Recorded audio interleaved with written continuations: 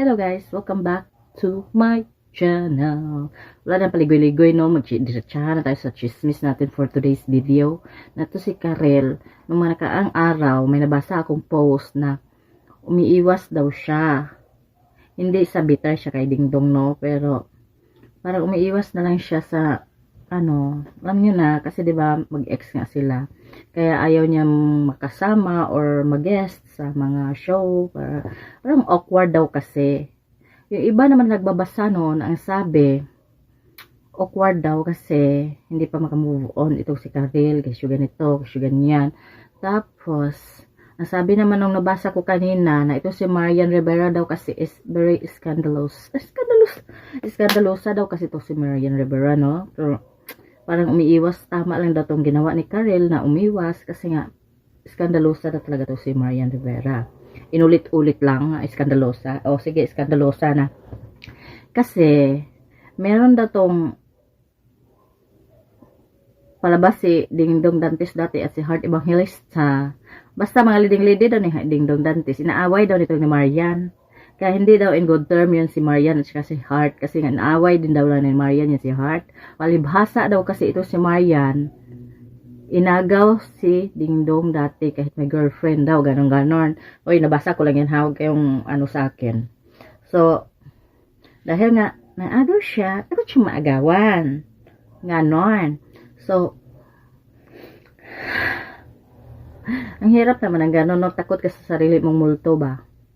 Pero, wala tayong magagawa. Maganda lang naman to si Marian daw. Sabi sa nabasa ko ha. Sabi sa nabasa ko. Hindi ako nagsabi. Sabi dun sa nabasa ko na maganda naman si Marian talaga. Pero eskandalosa lang talaga. At saka yung mga comment doon puro ganon. Paulit-ulit. Paulit-ulit din ako dito. Kasi yun yung nabasa ko eh. Lahat na ng mga tao doon halos nag-agree na eskandalosa na talaga. Kasi naaway niya yung mga kalabdim ni Dingdong Dantes. Bakit? Meron ka bang trust issue? Baka may trust issue. Kasi, ganun daw yun eh.